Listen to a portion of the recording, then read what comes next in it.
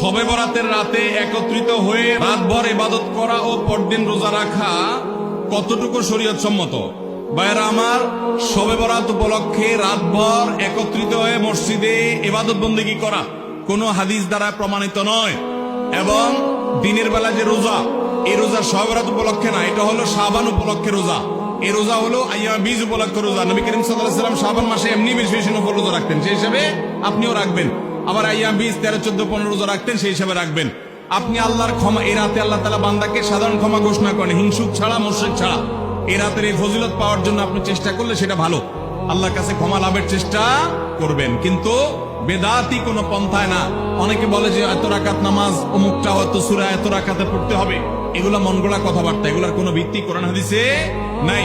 আবার অনেকে মনে করে হালুয়া রুটি খাইতে হবে, আতশবাজি করতে হবে, আলোকসজ্জা করতে হবে। শবে বরাতকে কেন্দ্র করে যা হয় তার বেশিরভাগই বেদাত এবং ভুয়া, মন গড়া ভিত্তিহীন, এগুলার কোনো অস্তিত্ব কোরআন হাদিসে পাওয়া যায়। আল্লাহ আমাদের সবাইকে সুন্নাহ মেনে চলার তৌফিক দান করুন। আমরা সুন্নাহ মেনে চলবো। শাবান মাসের সবচেয়ে বড় আমল হলো নফল রোজা রাখা, বেশি বেশি রাখবো তো ইনশাআল্লাহ।